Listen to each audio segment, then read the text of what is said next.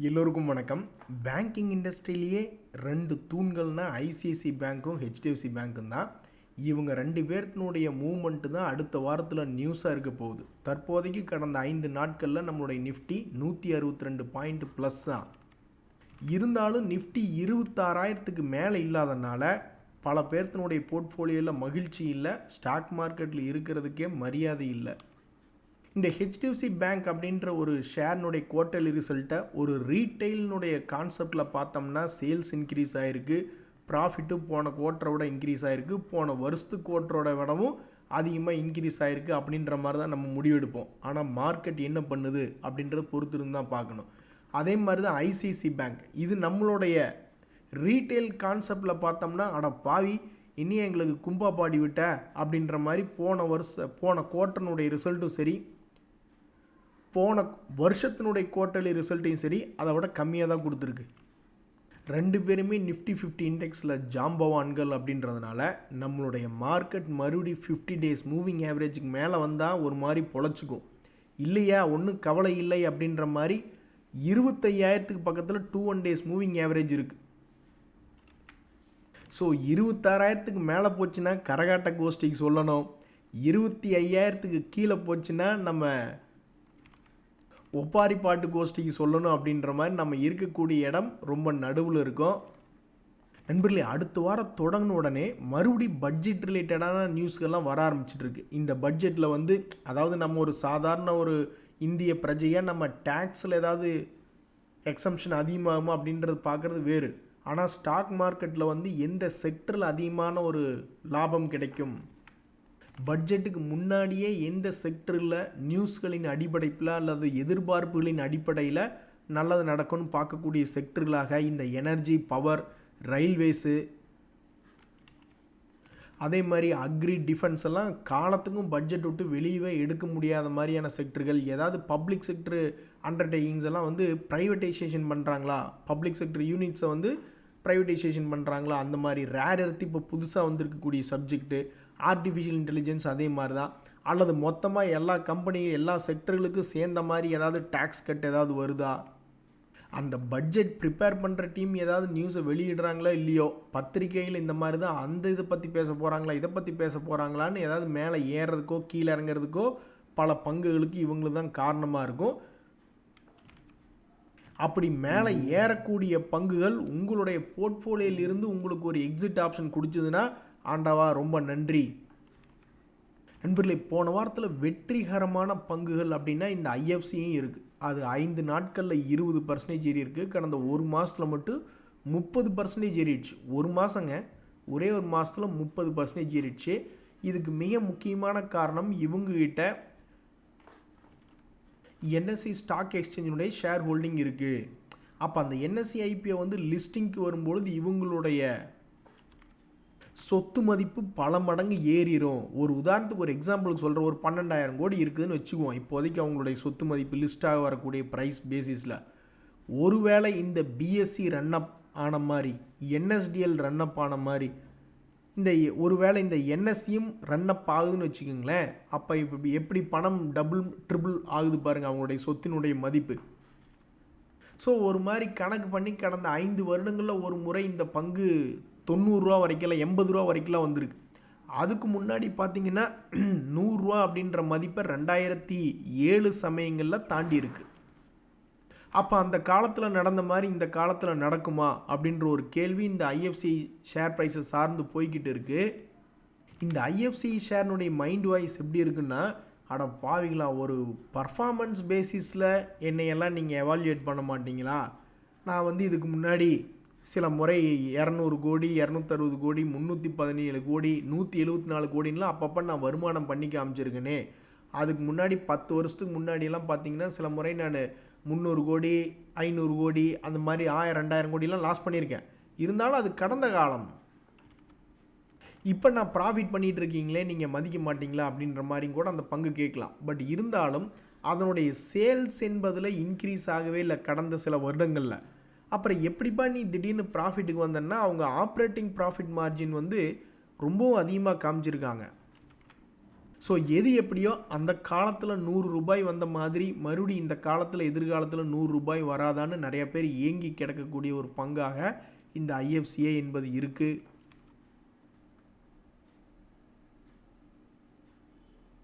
நண்பர்களே, நான் நிறைய என்ஆர்ஐ இன்வெஸ்டர்ஸை நான் பார்த்துருக்கேன். நிறைய பேர் வெளிநாடுகள்லேருந்து நம்ம இந்திய நண்பர்கள் தான் வெளியே போய் வேலை பார்த்துக்கிட்டு இருக்காங்க. அவங்கெல்லாம் என்ன பண்ணுறாங்கன்னா, அவங்களுக்கு குளோபலி பல இடங்களில் இன்வெஸ்ட்மெண்ட் பண்ணுறதுக்கு ஆப்ஷன்ஸ் கிடைக்குது. எல்லாத்துலேயுமே தான் இன்வெஸ்ட்மெண்ட் பண்ணுறாங்க. அமெரிக்கா முதல் கொண்டு பல்வேறு நாடுகளில் இன்வெஸ்ட்மெண்ட் பண்ணுறாங்க. அதே மாதிரி அசட் கிளாஸஸில் வந்து கோல்டு முதல் கொண்டு பல்வேறு ஃபாரின் கரன்சிஸ் எல்லாம் கூட அவங்க ஆட்டோமேட்டிக்காக அவங்களுக்கு இன்வெஸ்ட்மெண்ட்டாக தான் போகுது. ஏன்னா சம்பளம் வருது வேறு கரன்சியில், அதை அப்படியே வச்சுருக்காங்க. ஆனால் நம்மளுடைய டொமஸ்டிக் இண்டிவிஜுவல்ஸ் பார்த்திங்கன்னா நிறைய பேர் வந்து ஃபாரின் குளோபல் இன்வெஸ்ட்மெண்ட் என்பது ரொம்ப கம்மியாக இருக்குது. நம்ம இந்த ஒரு இடத்துல தான் ரொம்பவுமே பின்தங்கியிருக்கோம். நம்மளுடைய துரதிர்ஷ்டம் கடந்த 2 வருடமாக நம்ம நாடுன்னு பார்த்துக்கிட்டு இருக்கோம். நம்ம நாட்டில் இப்போதைக்கு பெருசாக ரிட்டர்ன் என்பது வரல. இந்த நிலை எப்போ மாறுன்னு தெரில. ஆனால் கரெக்டாக பிளான் பண்ணும்பொழுது ஒரு மாதத்துக்கு ஒருக்காவோ ஒரு வாரத்துக்கு ஒருக்காவோ நல்ல பங்குகள் திடீர்னு மேல் நோக்கி வருவது நடக்குது. ஒரு உதாரணத்துக்கு பார்த்தோம்னா ஒரு 6 ஷேர் இப்போ நம்ம பார்க்குறோம். இப்போ இந்த ஏஞ்சல் ஒன்னுடைய ஒரு மாத ரிட்டர்ன் என்பது 10% பக்கம் வந்திருக்கு. இந்த நேஷ்னல் மினிமம் அப்படின்றத எடுத்து பார்த்தா அவன் ஒரு மாதத்தில் 30% சம்பாரிச்சிருக்கான் ஒரே மாதத்தில். அதே மாதிரி இந்த ஐஎஃப்சி என்பது இப்போ தானே நம்ம சமீபத்தில் ஒரு நியூஸ் கூட பார்த்தோமே, என்எஸ்சி ஐபிஓ லிஸ்ட் ஆகிறதுனால இதுக்கு ஏதாவது ஒரு மாற்றங்கள் வருமான்ற ஒரு நம்பிக்கையில் 28% ஏற்றி விட்ருக்காங்க. யூனியன் பேங்க் ஆஃப் இந்தியா பார்க்கும்பொழுது அவன் 14% ஏறி இருக்கான். எம்கியூர் ஃபார்மா அப்படின்றது 12% ஏறி இருக்குது. அதே மாதிரி நம்ம சில்வர் இடிஎஃப் நிப்பான் சில்வர் பீஸு அது ஒரு மாதத்துக்கு எடுத்து பார்த்தோம்னா அடேங்கப்பா 39% ஏறி இருக்குது. இருந்தாலும் நம்ம 2000-3000 ஸ்டாக்குகளில் இந்த மாதிரி கண்டுபிடிக்க வேண்டியதாக இருக்குது. என்ஆர்ஐஸை பொறுத்த வரைக்கும் அவங்க மார்க்கெட்டே அவங்களுக்கு சப்போர்ட்டாக இருக்குது. இப்போ அமெரிக்க மார்க்கெட்டில் இன்வெஸ்ட்மெண்ட் பண்ண போகிறாங்க அப்படின்னா அந்த மார்க்கெட்டே அவங்களுக்கு சப்போர்ட்டாக இருக்குது. நம்மளுடைய மார்க்கெட்டுக்குள்ளே ஏதாவது ஒரு சிலர் தான் இப்படி சப்போர்ட் பண்ணுறாங்க. ஏற்கனவே பேசியபடி இந்த ஐசிசி பேங்க்னுடைய ரிசல்ட் வந்து நம்மளுடைய மார்க்கெட்டில் எப்படி இம்பேக்ட் பண்ணும். கரெக்டாக அவன் இருக்கக்கூடிய இடம் வந்து ரொம்ப வால்டிலிட்டியான இடம். திடீர்னு தட்டி தூக்குங்கடா அப்படின்னு சொல்லிட்டு இந்த ரெசிஸ்டன்ஸை தாண்டி அப்படியே மேல் நோக்கி ஏறி நம்ம மார்க்கெட்டை ஏற்றி விட போகுதா அல்லது கீழே இன்னொரு $100 இறங்க போகுதா என்ன அப்படின்றத பொறுத்துன்னு தான் பார்க்கணும். பட் அடுத்த வாரத்தில் வந்து சும்மா ஐசிசி பேங்க்கும் அதாவது 2 பேரும் 2 தூண்கள் மாதிரி நம்மளுடைய மார்க்கெட்டை என்ன பண்ண போகிறாங்க, ஏதாவது ஒரு தூண் சரிச்சு விட்டு நம்ம மார்க்கெட்டை கீழே இறக்கி விட போகிறாங்களா? நண்பர்களே, நம்மளுடைய இந்தியன் ரூபாயினுடைய மதிப்பு சரிவடைகிறதுல ரொம்பவுமே மனசு கஷ்டமாக தான் இருக்குது. ஆனால் இதையே பாசிட்டிவ் நியூஸாக வச்சுக்கிட்டு சமீபத்தில் இந்த ஐடி கம்பெனிஸ் எல்லாம் கொஞ்சோண்டு ஏற்றி விட்டாங்க. அது எல்லாத்தையும் மறுபடியும் பழைய ஹையை கொண்டு வந்து விட்டுருந்தா அதுலேயாவது ஒரு பிரயோஜனம் என்பது உண்டு. இப்போ இந்த இந்திய ரூபாயினுடைய வீழ்ச்சி வந்து எதுக்குமே பிரயோஜனம் இல்லாமல் போய்கிட்டு இருக்குது. எக்ஸ்போர்ட் கம்பெனிஸ் பேஸ் பண்ணி நம்மளுடைய டெக்ஸ்டைல்ஸோ அல்லது ஃபார்மாஸோ அல்லது ஐடி கம்பெனிஸோ எவனோத்தனை அதை ஏற்றி விட்டாவது அதில் ஒரு பிரயோஜனம் இருக்குது. அல்லது $1 முதல்ல கொடுத்துருந்தா $80 தான் கிடைக்கும். ஆனால் இப்போ $1 கொடுத்துருந்தா நல்ல ஒரு $90 பக்கத்தில் இது கிடைக்கும் அப்படின்ற மாதிரி இப்போ பணத்தை கொண்டு வந்து முதலீடு பண்ணலான்னு எஃப்ஐஸ் வரமாட்டேங்கிறாங்க. அவங்களுடைய பயம் என்னென்னா, ஏய் நீ இப்போ $1 $90 கொடுக்குறேன்னு சொல்லிட்டு நாங்கள் வெளியெடுக்கும் போகும்பொழுது அதே $90 $1 வெளியெடுக்கிற மாதிரி இருந்தால் கூட பரவாயில்ல. அப்போ வந்து $100 கொடுத்தா தான் $1 கிடைக்குன்ற மாதிரி போச்சுன்னா அப்போ எங்களுக்கு அதுலேயே 10% வெட்டியாக தானே போகும் அப்படின்னு அந்த குரூப் யோசிக்குது. ஸோ இதனால் நம்மளுக்கு வந்து இந்திய ரூபாயினுடைய மதிப்பு வீழ்ச்சி அடைஞ்சதுனால ஐடி கம்பெனிகளுக்கு மட்டும் ஒரு சிறிய இன்பம் என்பது வந்தது. இப்போ அவங்களுக்கும் அதை காணோம். நண்பர்கள், இந்த சிஎஸ்சி அப்படின்ற பங்கு எவ்வளவு டிவிடெண்ட் கொடுப்பான்னு நீங்கள் நினச்சிட்டு இருக்கீங்க?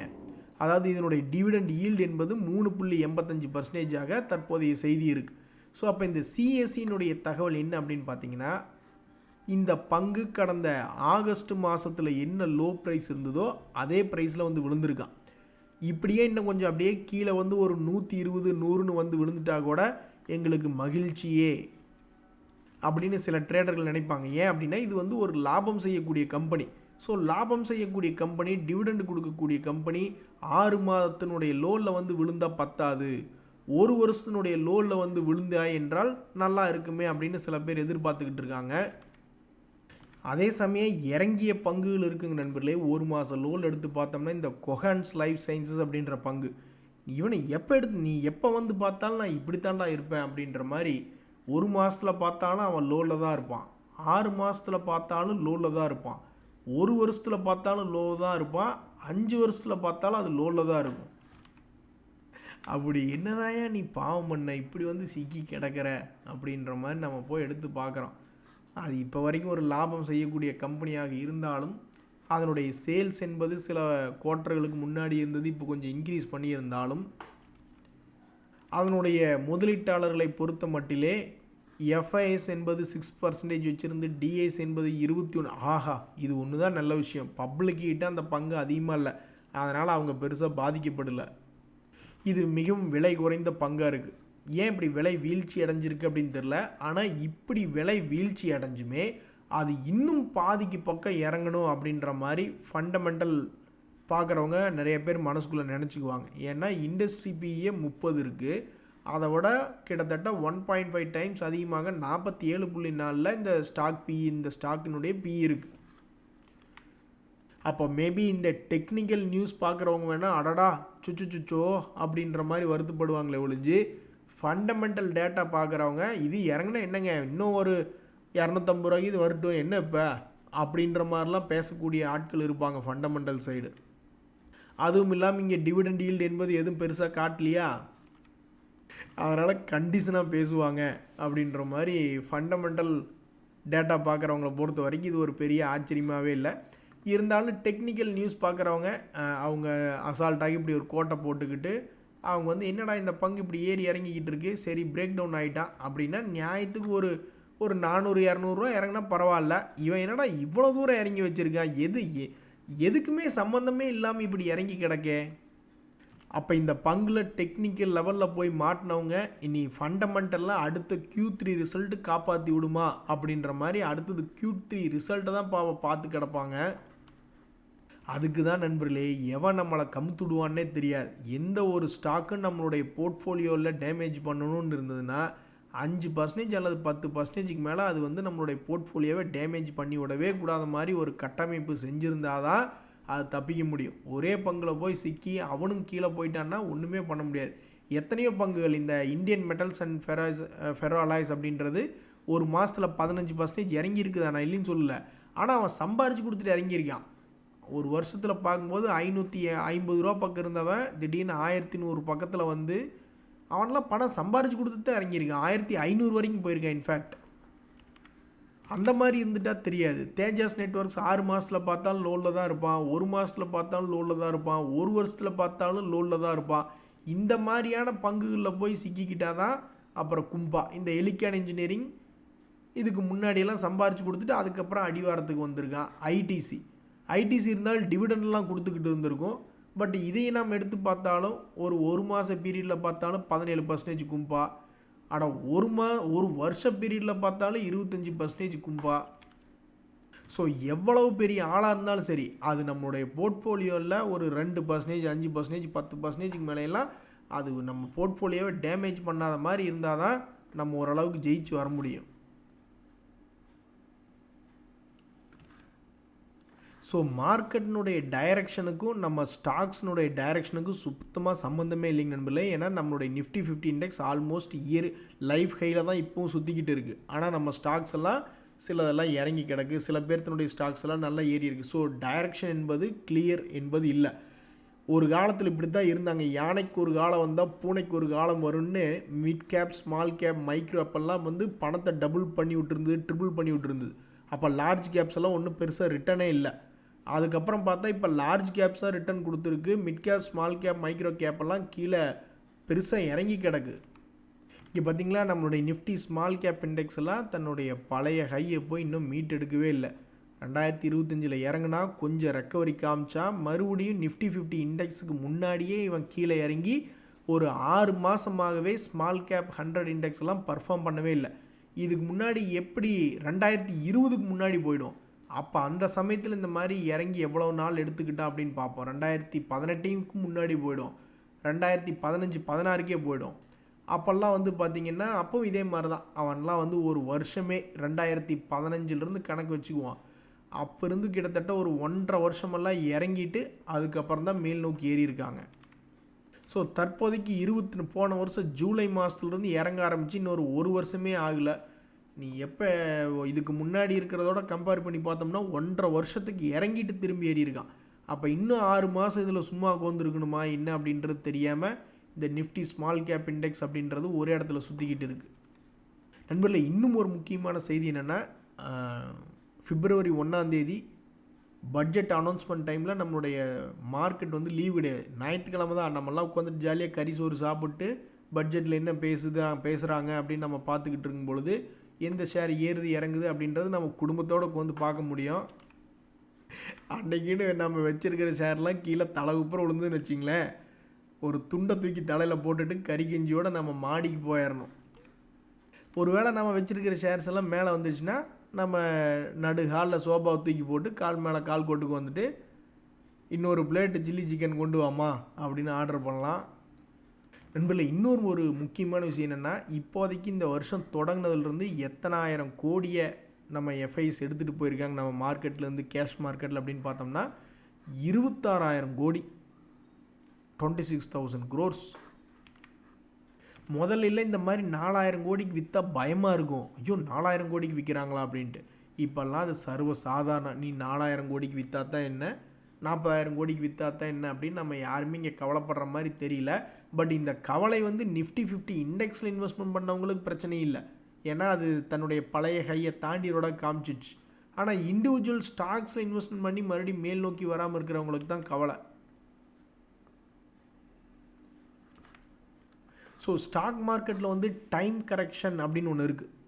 எல்லா ஜாதகம் நல்லா இருக்குது, ஏதோ ஒரு இடம் தப்பு பண்ணிட்டான், அதுக்கு தண்டனை கொடுத்தாச்சு, அதுக்கப்புறம் அவனுடைய ரிசல்ட் இல்லை, ஒன்றும் நஷ்டமே இல்லை, ஓரளவுக்கு மெயின்டைன் பண்ணிக்கிட்டு இருக்கான், கவர்மெண்ட் என்ன ரெகுலேட்டர் என்ன சொல்கிறாங்களோ அதை கரெக்டாக கம்ப்ளைண்ட்ஸ் மெயின்டைன் பண்ணிக்கிட்டு இருக்கா அப்படின்னா, அப்போ அந்த ஃபாலை வந்து ஒரு டைம் வந்து கரெக்ஷன் பண்ணி அதுக்கப்புறம் அவனை மேலே கொண்டு வந்துருன்னு வச்சுக்கிங்களேன். அப்படி தான் இந்த IndusInd பேங்க்கில் என்ன நடந்திருக்கு அப்படின்னா, டைம் கரெக்ஷன் அப்படின்றது நடந்திருக்கு. இப்போ பார்த்தீங்களா, சமீபத்தில் வந்து 953ன்னு வந்திருக்குது. எங்கிருந்து 600 ரூபாய்க்கு போய் கீழே விழுந்துட்டான் ஒரு கட்டத்தில். அதுக்கப்புறம் இப்போ 953 அப்படின்ற மாதிரி வந்திருக்கு. ஸோ இந்த பங்கு ஏதாவது ஏறுமா அப்படின்ற மாதிரிலாம் என்றைக்காவது ஒரு காலத்துலலாம் பார்த்துருக்காங்க. 745 ரூபாய்க்கிட்ட ஒரு ரிவர்சல் என்பது விழுந்திருக்கு அப்படின்லாம் பார்த்துருக்காங்க. அதுக்கப்புறம்லாம் இந்த பங்கு 953 வரைக்கும் போயிருக்கு. ஸோ இப்படி இருக்கக்கூடிய நிலமையில் இந்த டைம் கரெக்ஷனுக்கு இன்னொரு உதாரணம் என்ன, இந்த பஞ்சாப் நேஷ்னல் பேங்க் மட்டும் என்ன ஓரளவுக்கு பிரச்சனை இல்லாததா, அதுவும் ஒரு காலத்தில் பயங்கரமான பிரச்சனை வந்துடுச்சு. நான் பர்ஃபார்மிங் அசட்ஸ் பற்றி எல்லாம் நியூஸ் வந்தப்போ 2017 200 ரூபாயிலிருந்து 25 ரூபா போய் விழுந்துட்டான். யாருக்காவது நம்பிக்கை இருக்குமா 200 ரூபாயிலிருந்து 25 ரூபாய் விழுவான்ட்டு? அதுக்கப்புறம் வந்து காலம் தன்னுடைய நேரத்தை தன்னுடைய வேலையை செய்ய ஆரம்பிச்சிருச்சு. டைம் கரெக்ஷன், அவங்க கொடுத்துருக்கக்கூடிய பேட் நியூஸ் எல்லாம் அப்சர்வ் பண்ணி சரி, அதுக்கப்புறம் அவங்க ஆப்ரேஷனல் பெர்ஃபார்மன்ஸ் எல்லாம் இம்ப்ரூவ் பண்ணிட்டாங்க, என்பிஎஸை குறைச்சிட்டாங்க அப்படின்ற மாதிரி தகவல்லாம் வந்துட்டு காலம் தன்னுடைய வேலையை செய்து பல பிரச்சனைகளுக்கு காலம் கடத்துவது தான் தீர்வாக அமையும் போல். அந்த வகையில் இப்போ மறுபடியும் 132ன்னு வந்து நிற்கிது. நண்பர்களே, இந்த 2026 எது உருப்படியாக இருக்குதுன்னு இப்போ நம்ம யாரை பார்த்து நம்ம நிறுத்தி கேட்டாலும் எல்லோரும் கோல்டு, சில்வர், காப்பர், க்ரூட் ஆயில்லாம் இப்போ ஆக்சுவலாக இப்போ லேட்டஸ்ட்டாக வந்து சேர்ந்தது. ஏன்னா ட்ரம்ப் அவர்கள் மொத்த க்ரூட் ஆயிலையும் அவருடைய கண்ட்ரோலை ரஷ்யாவை மட்டும் விட்டுருங்க, மீதி சவுதி அரேபியாவில் க்ரூட் ஆயில் இதானா கூட அவருடைய கண்ட்ரோல் தான் அது கிட்டத்தட்ட. நீங்கள் பார்த்து இவங்களுக்கு ஏற்றுமதி பண்ணக்கூடாது, பண்ணுனா டேரிஃப் பண்ணுவோம் அப்படின்னா அப்புறம் அவங்க என்ன பண்ண முடியும்? ஸோ உலக க்ரூட் ஆயிலே ரஷ்யாவை தவிர்த்து எல்லாமே அவர் கையில் தான் இருக்குது. அதனால் இந்த 2026 நிறைய ட்ரேடர்கள் என்ன எதிர்பார்க்குறாங்கன்னா, கோல்டு, சில்வர் அஃப்கோர்ஸ் போன வருஷமும் ப்ளஸ் பண்ணி கொடுத்ததுனால இந்த வருஷத்தில் இன்னொரு ரேலி இருக்குமா, காப்பரில் ரேலி இருக்குமா, க்ரூட் ஆயில் ஃபுல்லாக கமாடிட்டிஸ் தாங்க எல்லோரும் இப்போ இருக்காங்க. பண்டை கால முறைக்கு நம்ம போயிட்டோம், விட்டா பண்டமாற்று முறையே வந்துடும் போல். இந்த பேங்க்குகளை பற்றி பேசிகிட்டு இருக்கையில் ஒரு மிக முக்கியமான விஷயம், அதாவது இந்த பேங்க் ஆஃப் இந்தியா அப்படின்ற பங்கு அதே மாதிரி தான். ஒரு காலத்தில் அதெல்லாம் வந்து 400 ரூபாய் வரைக்கும்லாம் போனது. ஸோ இந்த பங்குகள்லேயும் ஏதாவது டைம் கரெக்ஷன் அப்படின்றது நடந்து தன்னுடைய பழைய உச்சத்தை ஏதாவது போய் திரும்ப பிடிக்கிறதுக்கு உதவி செய்யுமா? அதே மாதிரி சவுத் இண்டியன் பேங்க், இதனுடைய எக்ஸாம்பிள் நீங்கள் பார்க்கும்போது ஒரு காலத்தில் 30 ரூபாய் என்பது 2017 வந்திருக்கு. சரிங்களா, 2017 30 ரூபா வந்திருக்கு. அதுக்கப்புறம் 4 ரூபாய்க்கெல்லாம் போய் விழுந்த மாதிரி சார்ட்டில் காட்டுது. எனிவே, அதுக்கப்புறம் மறுபடியும் அந்த 30 ரூபாய் வந்து தொட்டு அதுக்கப்புறம் 43 ரூபா வந்திருக்கு. அப்போ இதுலேயும் நடந்தது என்ன அப்படின்னா அந்த டைம் கரெக்ஷன்.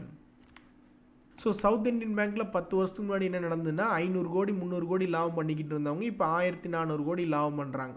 ஒரு 3 டைம்ஸ் அப்படின்ற மாதிரி எடுத்துக்கலாம். பேங்க் ஆஃப் இந்தியா என்ன பண்ணிக்கிட்டு இருந்தாங்க 10 வருஷத்துக்கு முன்னாடி ஒரு 3000 கோடி அப்படின்ற மாதிரி பண்ணிக்கிட்டு இருந்தாங்க. அதில் ஒரு 3 டைம்ஸ் எடுத்துக்கிட்டோம்னா அதுவும் 9000 கோடி அப்படின்ற மாதிரி வருது. So multi year high prices வருமா அப்படின்றதான் ஒரு கேள்வியாக இருக்குது. சார் என்ன செக்டர் அஸ்ட்ரா மைக்ரோவேவ்னு இருக்கே, அப்போ மைக்ரோவேவ் சம்மந்தப்பட்ட ப்ராடக்ட்ஸா அப்படின்னா அப்படி தான் கிடையாது. அது வந்து டிஃபென்ஸ் ஸ்பேஸ் மெட்டராலஜி அண்ட் டெலிகம்யூனிகேஷன் ரிலேட்டடான செக்டரில் இருக்கக்கூடிய ஒரு பங்கு. தற்போது 1 இயர் ஹை பக்கத்தில் தான் ட்ரேட் ஆகிட்டு இருக்குது. கடந்த 5 வருடத்தில் பார்த்தாலும் அந்த ரேஞ்சில் தான் சுற்றிக்கிட்டு இருக்குது. ஸோ டிஃபென்ஸ் ரிலேட்டடான பங்குகள் தான். ஆனாலும் அது நிறைய பெரிய பங்குகள் கீழே விழுந்து கிடந்தாலும் இந்த அஸ்ட்ரா மைக்ரோவேவ் ஓரளவுக்கு மேல் நோக்கி இருக்கான். இது பெரிய ஆச்சரியமான விஷயந்தான். அது இதுக்கு 3 வருஷத்துக்கு முன்னாடியே 20 கோடி 30 கோடி அப்படின்ற சேல்ஸ் எல்லாம் தொட்டு விட்ட ஒரு பங்கு இப்போ சமீபத்திய குவார்ட்டரில் வெறும் 16 கோடி 24 கோடி தான் அப்படின்னு கொடுத்துக்கிட்டு இருந்தாலும் அது 1 இயர் ஹை பக்கத்துலலாம் வந்து ட்ரேட் ஆகிருக்கு. மிக முக்கியமான காரணம் அதனுடைய செக்டர் தான். நண்பர்கள், இந்த பாம்பே டையிங்கும் வந்து டெக்ஸ்டைல் ரிலேட்டடான ஒரு ஷேர் தான். இது பாவம் 1 இயர் ஹை வந்துட்டு தான் கீழே விழுந்திருக்கான். ஆனால் இந்த கலாமந்திர் அப்படின்ற பங்கும் டெக்ஸ்டைல் ரிலேட்டடான பங்கு தான். இவனும் ஒரு 1 இயர் ஹை பக்கத்தில் வந்து விழுந்திருக்கான். ஆனால் மொத்த வேல்யூக்கு நம்ம பார்த்தோன்னு வச்சிங்களேன், இது ஒரு காலத்தில் 300 ரூபாய் இருந்தது. இப்போ 120 ரூபா பக்கத்தில் ட்ரேட் ஆகிட்டு இருக்கு இந்த சாய் சில்க்ஸ் கலாமந்திர் அப்படின்றது. இந்த பாம்பே டைங் மொத்தமாக ஒரு 5 இயர்ஸ் பீரியடில் பார்க்குறோம்னு வச்சுங்க, அது இன்னும் தன்னுடைய பழைய லோ கிட்ட வந்து விழுகலை. அப்படி உங்கள்கிட்ட என்னப்பா இருக்குது அப்படின்ற மாதிரி நம்ம குவார்ட்டர்லி ரிசல்ட்ஸ் எல்லாம் போய் பார்த்தோம்னா அங்கேயும் ஒன்றும் பெருசாக இல்லை. 13 கோடி 2 கோடி அப்படின்ற மாதிரி தான் லாபம்னு காமிச்சிக்கிட்டு இருக்காங்க. ஒரு வேளை இவங்ககிட்ட ஏதாவது பழைய அந்த காலத்திலே லேண்ட் ஏகப்பட்ட வாங்கி போட்டாங்களா என்ன அப்படின்றது தெரில. பட் பாம்பே டையிங் வந்து இன்னும் தன்னுடைய 5 இயர்ஸ் லோ பக்கத்தில் வந்து விழுகலை. ஆனால் சாய் சில்க்ஸ் பாவம் 5 இயர் லோ பக்கத்தில் வந்து விழுந்திருக்கான். ஆனாலும் இந்த பங்கு ஒரு வருஷத்துக்கு ஒரு குவார்ட்டருக்கு 30 கோடி 40 கோடி லாபம் பண்ணக்கூடிய ஆளாக இருக்கான். ஒரு வருஷத்துக்கு பார்க்கும்போது 130 கோடி 100 கோடி என்பதெல்லாம் அசால்ட்டாக லாபம் பண்ணிக்கிட்டு இருக்குது. இருந்தாலும் இவனுக்கு கிடைச்ச ஒரு மரியாதை, பாம்பே டைங்க்கு கிடைச்ச ஒரு மரியாதை இந்த பங்குக்கு கிடைக்கல. ஸோ என்றைக்குமே நம்ம கணக்கு போடுறது ஒன்றா இருக்கும். ஒரு ரீட்டெய்லர்னுடைய லாஜிக் ஒன்றா இருக்கும். மார்க்கெட்னுடைய எவால்யூவேஷன் அல்லது மார்க்கெட்னுடைய ரியாக்ஷன் என்பது வேறு மாதிரி இருக்கும். ஸோ நம்ம 2 தூண்கள் என்ன பண்ண போகிறாங்க அடுத்த வாரத்தில் IDFC bank ICC bank HDFC bank 2 அப்படின்றது ரொம்ப சுவாரஸ்யமாக இருக்க போகுது. நன்றி, வணக்கம்.